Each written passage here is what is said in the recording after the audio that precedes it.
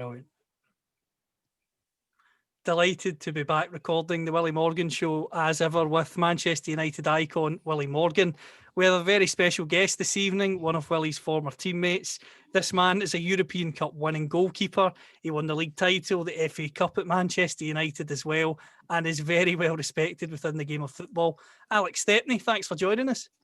Yeah, good evening, Callum. Nice to speak to you.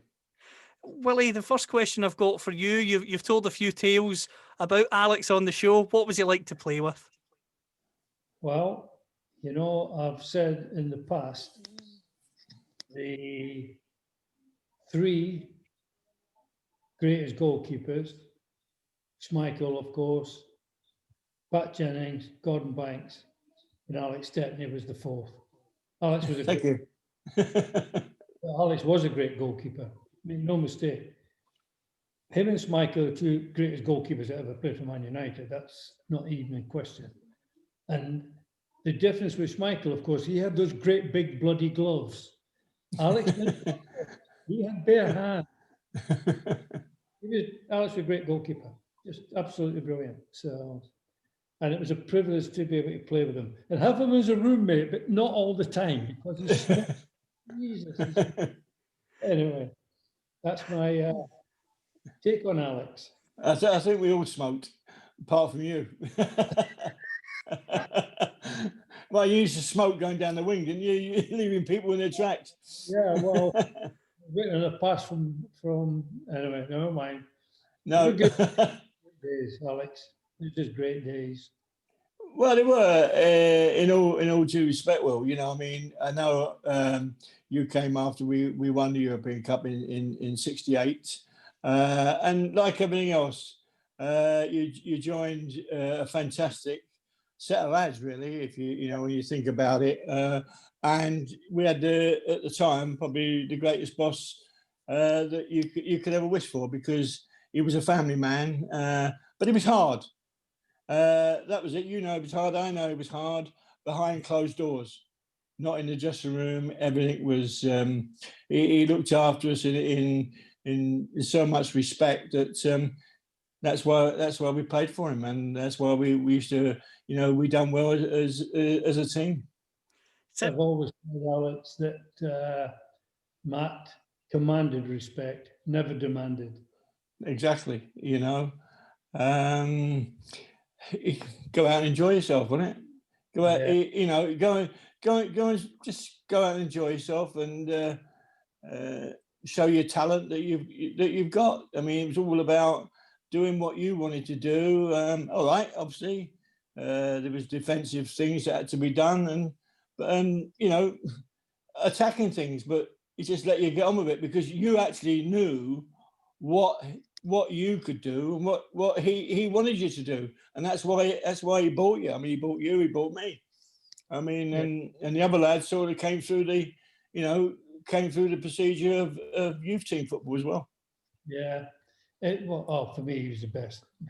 Of course, and for a lot of people, they were just super days, and it's great. I mean, Alex and I say we used to room together when we were on the road, and he introduced me to the London scene, Callum. Danny. But Danny Hannifin. Yeah, Danny and Patsy, his brother. That's right. Centric Club. Yeah. Well, it wouldn't happen today, would it? It wouldn't happen today, would it? No, they were fabulous times. I mean, whoa. The Hannifin brothers were absolutely brilliant. Well, when you think about the way it was, and whenever we travelled to London, obviously we always went down on the train on the Friday, and we stayed at the Russell Hotel in London, and because like Danny was a big friend of mine, and he became friends of all the other players as well, but the actual fact about it was, on the Saturday day of the match, on the Saturday morning, after we'd had sort of breakfast, people would come and meet us. I mean, amazing amount of stars that, in those days. I mean, even now, Rod Stewart used to come and see you, and Dennis and Lonnie Donegan, people like that were always there, weren't they? To meet us, and we get them tickets for the game. I know. Well, I remember all the old stars: Dave King, Max Bygrave. That's right. Yeah. Henderson. I mean, all the old big stars of the time. Ronnie Carroll. Like you said, all came, saw them outside, give them the tickets for the match. That's right. But it was a different world, Alex. It was a different world. Great. Well, we've been lucky. We've been lucky. Yeah, we were lucky. I wish I wasn't this old, but we've been lucky. Well, I know that that's another thing that, I mean, there was no sponsorship in those days, basically, was there? And no agents and things like that. So we just got on with what we did, and let's be honest, the manager and the staff, apart from Jack Crompton probably, but you're allowed to do what you do because they trusted you. Yeah, they trusted you to be right on, for every game, and as simple as that. And they let you, relax as well. That's the main thing. And you never abused it because you thought so much. Certainly, the manager and Jimmy Murphy, you thought so much of them. You just didn't. It was like your dad. Exactly. Putting your dad down. And I've told this on the show before that as much as footballers swear, I mean, for the world, I've never heard anyone swear in front of Matt. There was no rules to say you couldn't. You just did. It was didn't. weird. But he never swore either. No, he never swore, and that is incredible from a Scotsman. Sorry about that, Callum. He come close a few times when he was missing those 4-foot pots at Mere. But he never did. He never did. So I think one of the, I don't know if you remember, but one of the funniest things, because like you knew things that he would do, but you couldn't show, you couldn't laugh at him when he would do something because you knew it was coming. I mean, when we ever played West Brom, they had a winger called Dick Criswicky. I don't know if you remember, and he couldn't pronounce it, and he used to say to Tony Dunn. I mean, of course, that Tony died not so long ago, but I mean, Tony had to mark it, and he'd say, Tony, I want you to mark this Dick Criswicky, and we'd all be sniggering in the background in the dressing room. Number 7 on his back. Yeah. So yeah, I remember that very well. But you didn't, you just He was just a nice person, but obviously a great manager. I mean, they're not managers anymore. They're all bloody coaches. That's right. They go backwards, sideways, play it to the stand, get a 1-2 off the guy. I mean, it's just a different game, Alex. Well, the players are looking to be told what to do today, where we were allowed to do what we wanted to do because they knew exactly what you were capable. Simple as that. And of course, we lost another great player this week, Colin Bell. That's right, absolutely. Great guy, and Marie, I don't know if you watch the show, but if you do, we're thinking about you, darling. He was a great player and they're nice people. So. But I knew Marie because when I used to live in Ashton Mersey, just near Sale, and at the time when I was living there and playing, obviously, she had her hairdressers in Ashton Mersey. So, we got to know them quite well, really. Yeah, God bless you, and wish you, deepest sympathy all around, basically. 74, it's no age. It's crazy, isn't it? Crazy. Crazy, Alex. Anyway, Colin, wherever you've gone, you're up there with a lot of good people. You got Banksy and Styles here. That's it. Got a good player at the moment. But they're waiting for us. Not yet. Hopefully not for a while, but no doubt we'll join. I have to say, when it was announced that you were coming on the show, Alex, we always get lots of correspondence from the listeners, but So many questions have come in for you and for Willie this evening. The first one that's came in that I think you'll particularly like. Can you ask Alex, when he moved up north, was there anything he found weird compared to the south? That's from Otterman. Yeah, I think not odd. I think it was a very warm welcome that we got, because being a Londoner and sort of being in this sort of playing when I played for Millwall in the East, in the East End, and when I was brought up, everybody knew everybody. Everybody spoke to everybody, welcomed you, and good morning, and all that sort of thing. But then it started to change. It changed in the early 60s. Started to change in the 60s, and then you didn't know your next door neighbour. It was one of those sort of situations. And directly I came up to Manchester, I mean, it was back to normal for me. Like from the East End, everybody wanted, "Hi, how you doing?" Whether you're United or City supporters, everybody wanted to say hello to you, and it was so warm. And to be honest, I don't think it's ever changed. To be honest, I mean, I live near Blackpool, not far from Blackpool now, Pontyford, and in the country a bit, but everyone's just still the same, and it's fantastic. Everybody speaks to you. I don't think they do that in London anymore. Willie, one of the questions that's come in for you is about strikers, and the question is, who's the best striker that you played with aside from Dennis Law?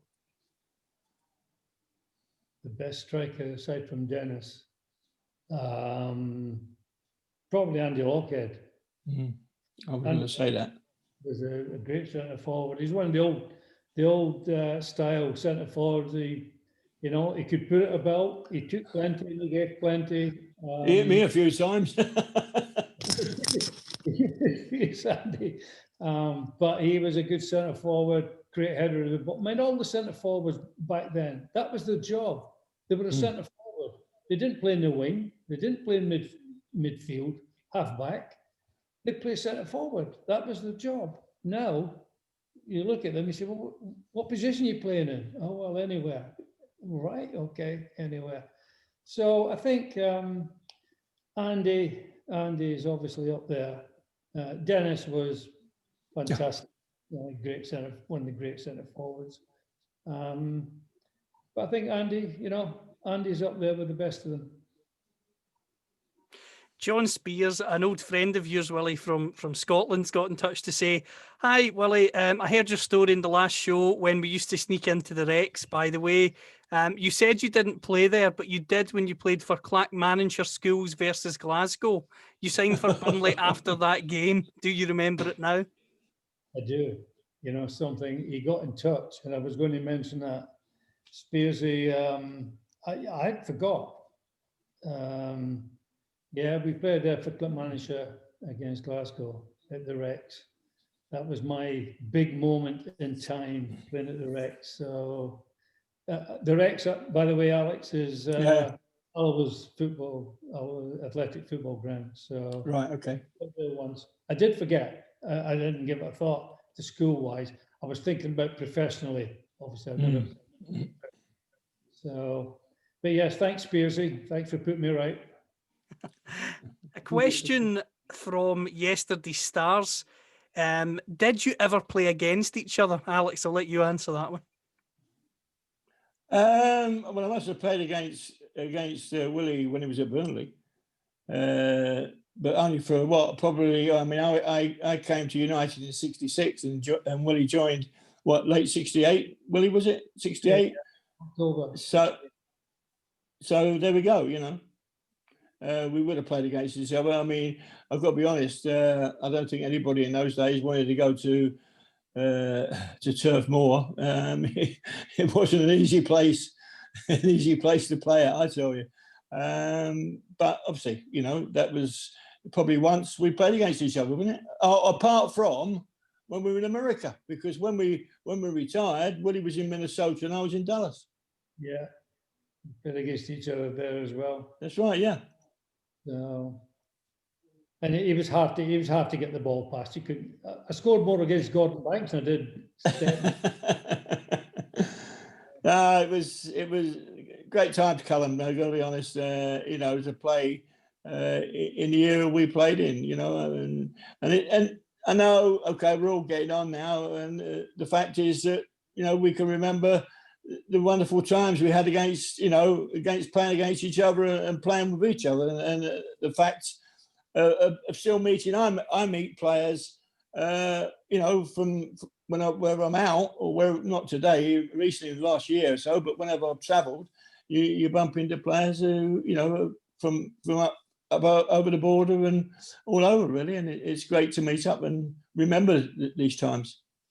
You know, while we're talking about the players from the old days, the other day, Jim Greavesy, of course. Of course. He should have been knighted 50 years ago. Yeah. Ever goal scorer in British football, Jimmy Greaves. He was a great player as well as goal scorer. But yeah. Football. And the way to give him recognition, absolutely horrendous. I know, it's like everything else, Willie, isn't it? You know, I mean, I'm always asked the question: who was the greatest player you played against? You know, who was the greatest goal scorer against you? It was only one. No question, Greavesy. No, Greavesy was. It's just incredible, and he wasn't a centre forward. No, he wasn't a centre forward. He was inside forward, and he scored all them goals. I mean, incredible. Yeah, he was an inside left, Greavesy. That's right. Number 10, inside left. Oh, he was fantastic. You know what, I used to, obviously, you know, I could beat people on that. But I used to watch him in the box. He'd get a ball in the box, and he seemed to have half an hour and just place it into the net wherever he wanted. He made space in a tight box. And you know what it was like in those days? I know, yeah. Goalbacks would kick your head off if they got near you. He was amazing how easy he made it look. And I used to look and think, oh my God, he was brilliant. He was a great. It was a character as well. I mean, one of the goals he scored against me. I mean, I have told this before, but we played Spurs at Old Trafford, you know, and I don't know, I can't remember if you were playing, Willie, or not, but we played Spurs, and there was no away supporters because, you know, because the crowd troubles that were around at the time. And he picked up a ball from Alan Murray on the halfway line by the dugout, actually. And off he went on one of his runs. And because Nobby came over with one of his usual tackles, and Jimmy just knocked it past him, jumped over him and carried on. And he came towards the edge of the 18-yard box, and Big Bill Fawkes was there. You're not passing me, but he nutmegged him and went round him, and then I came out and he'd gone. I'm sprawled out on the floor. No noise. There's no noise. No Spurs supporters. Yeah. And I'm waiting for him to run back to his teammates before I got up. And as I lifted my head, there was a pair of white socks and blue, and I lifted my head a bit more, and the dark blue shorts. And he stood over me, Greasy, and he said, "Al, if you think I've missed behind you, have a look." Bang, you know what I mean? But he swore, but I can't do that on the programme tonight, but he swore at me. Have a look behind you, son. I just think, you know, horrendous that they've waited till now to give him. Oh, yeah. Absolutely horrendous. Anyway, that's the powers that be when you think of who's had it. Exactly. Scandalous. Jimmy, if you're listening, the greatest, believe me, the greatest I ever saw. Of course, absolutely. We've had a question, another one from Otterman, and I'll come to you with this one first, Willie. He asks who the most sensible player was of that Manchester United 68 era. He said, you've talked a lot about the jokers, but who was the sensible or the smart one? You've got me on tonight. They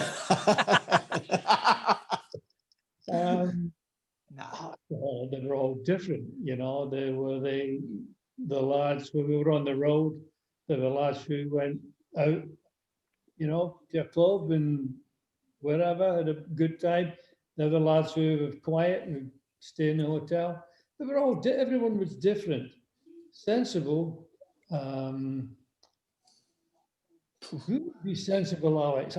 Well, I don't know. You've got me. I mean, everyone was a character, and which you don't have today. But everyone seemed to have I mean, Johnny Aston was a quiet guy, but he was one of the most funniest guys you could ever listen to the things he come out with. It's like you said, Willie. Everyone was probably. I mean, if you think about it strongly, we all had. Bobby Charlton was probably the one that everything was. His world was different to mine anyway, and to some of the other players because of his status. But all he wanted to do was win. Yeah. You know. All he wanted to do was win, and even if we come in at half time down, you know, we might be drawing 0-0 or losing 1-0. He would say, "Well, right, come on, let's go and score 4." That was Bobby. Yeah, yeah. So I think I think everyone had their own quirks and their own things. Yeah, sensible. Well, it wouldn't be crowned. no. No. Don't go there. Maybe Tony Dunn. Tony Dunn. Pretty yeah, he's quite steady. Good golfer, though. Oh, great golfer. Yeah. One of the questions that always interests me when you speak to a goalkeeper, was there a particular striker, Alex, that you disliked playing against because for whatever reason they were just a thorn in your side? Yeah, Jeff Astle. Jeff Astle was my nemesis. He absolutely, every time we played West Brom, he would score. You know, it was. I mean, he had some fancy the games against West Brom, but they were always one of those things, high-scoring games. It's just incredible. I mean, I remember my first game at West Brom. We were winning 4-3 at half time. Dennis had got a hat trick. David Hurd had scored, and Jeff Astle got a hat trick. But the game finished 4-3 in our favour, to be honest. And that was it. But yeah, Jeff Astle was. He always seemed to score against me. Just one of those.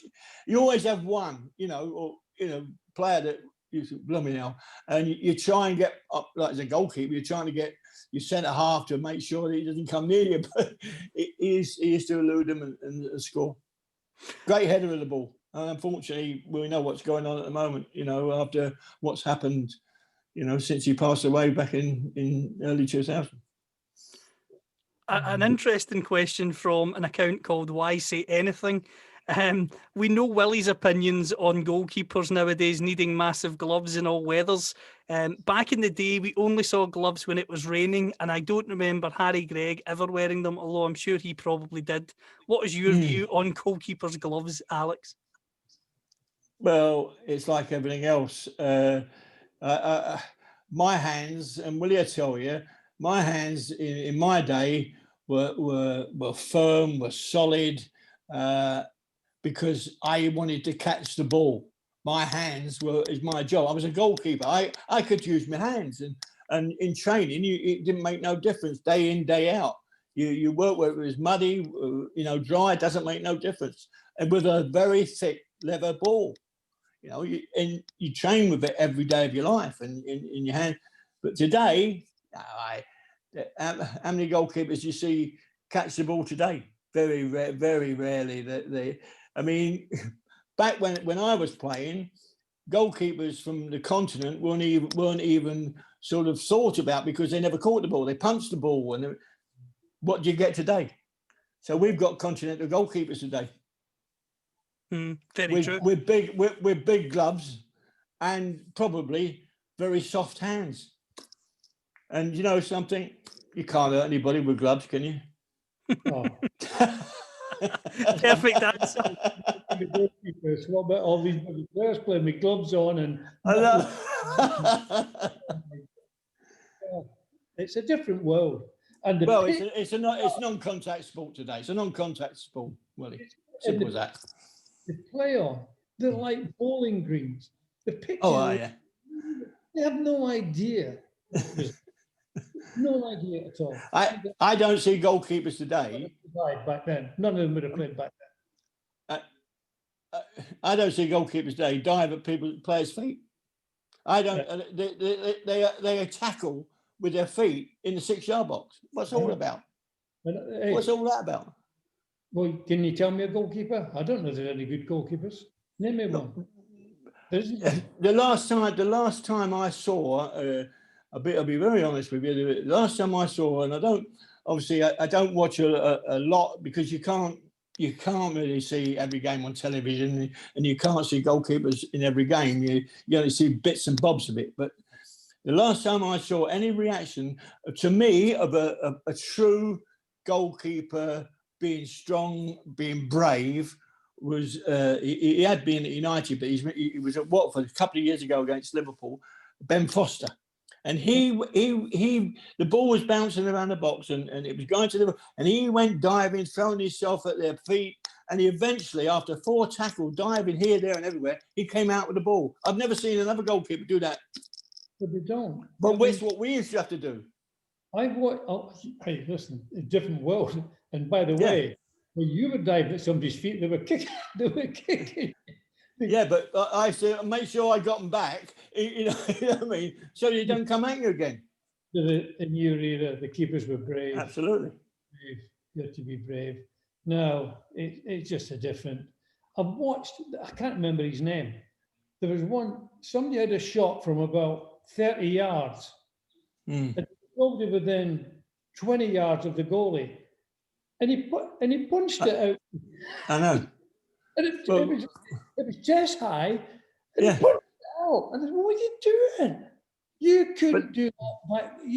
It was ridiculous, absolutely ridiculous. No, it's like everything else, Will. You know, like I just said earlier on. You know, those things were happening back when I was playing with continental goalkeepers, and now the coaches that have come in are doing exactly the same. They're saying, well, the balls, listen, you train every day with the ball. I don't care what you say. You train every day. You've got to, but I don't think they use, they use their mentality, or they're not allowed. They're told what to do, where you should be doing what you want to do. They've been told what to do since they're 5-year-old, Alex. Yeah, that's right. They don't know any different. You know, I must tell you as well, watching the modern day goalkeepers who now come out and get the ball at their feet and pass it. Alex was brilliant five-a-side player. What goals? He was a brilliant five-a-side player. He would be in his element playing now. He'd be in your element anyway. Yeah. 100 now. But Alex was brilliant with his feet. He was a good player as well as a great goalkeeper. Thank you. The most difficult question of this evening comes for you, Willie.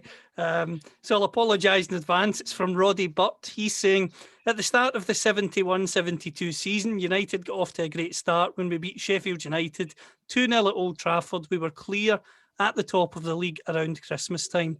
It started to go wrong and we finished 8th in the league. Can you explain the rapid decline? Oh, Roddy.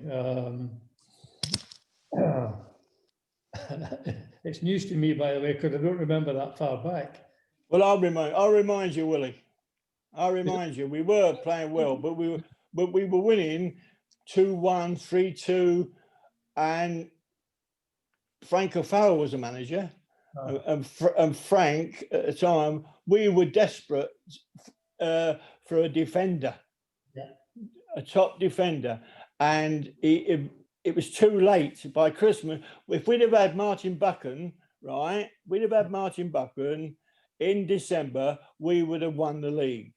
But we didn't get him till the transfer thing opened in March, and that cost us. Yeah, well, I don't know if you remember that. They could have signed Mike England.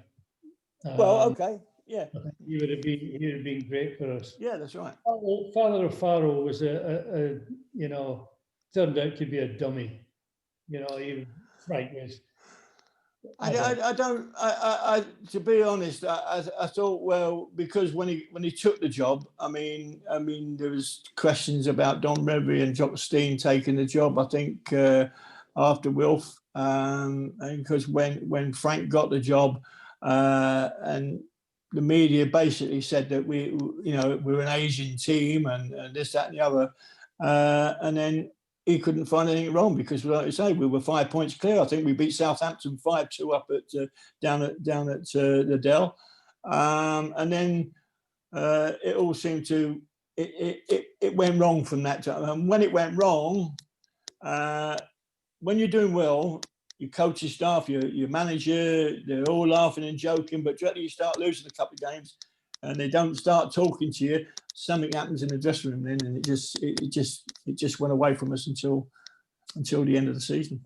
Yeah, well, Frank lost it. That, you know, he started doing stupid things, crazy things, and I always remember we were playing. I think it was Stoke. We were playing. I remember the chairman, Louis Edwards, coming in just before the match and saying, "Just come in to wish you all the best." Bobby, where's Bobby? He dropped. Yeah. That's right, he did, yeah. Yeah, he did, yeah. And Yeah, he Frank, did, yeah. Chairman, Yeah.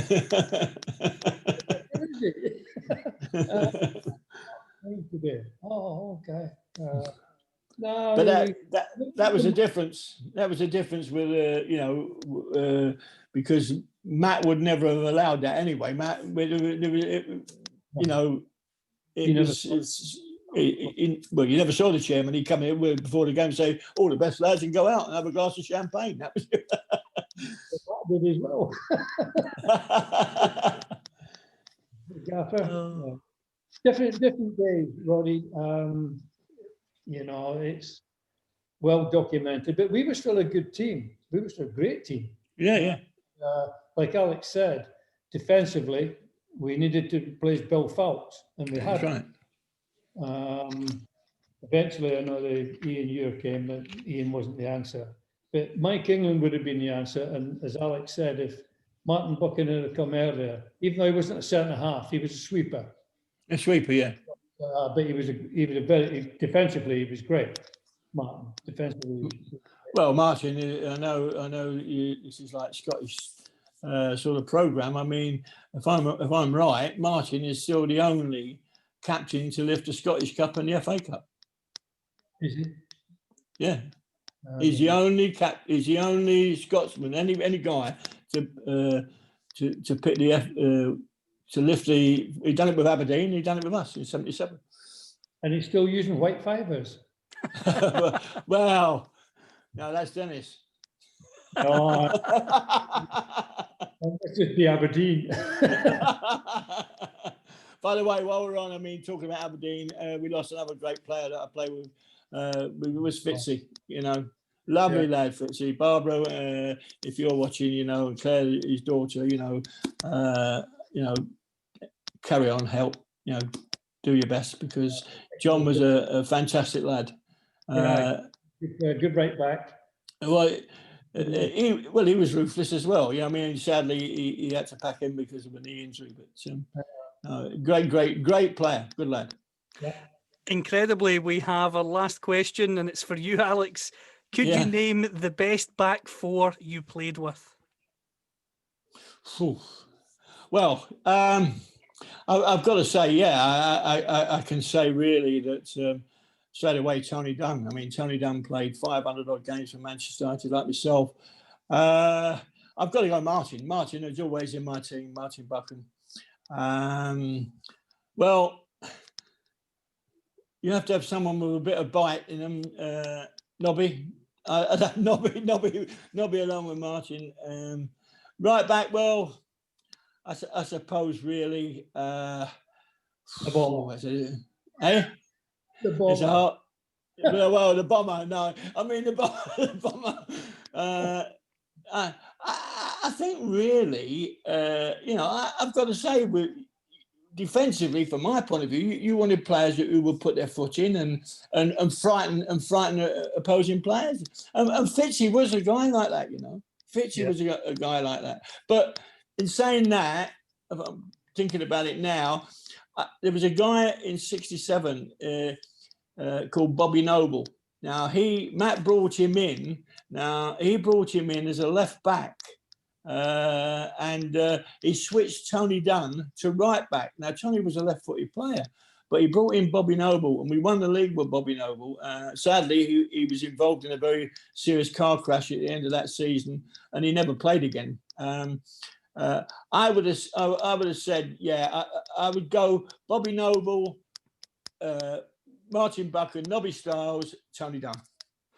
Brilliant. What a team that is, of a back four, and what a show this has been as well. Thank you very much, Alex, for joining us. My pleasure, Callum. And obviously, the next time we chat, Willie, we'll be talking about Manchester United, Liverpool. So all the best to the team this weekend. There's a couple of birthdays coming up. My grandson Miles and my stepson Ben. The birthdays are coming up next week, and I want to wish them happy birthday to you both. A happy Lovely. birthday from myself and Alex as well, of course. Thanks, Callum. Thanks for having me on. Thanks, Willie. Love you. Take care, pal.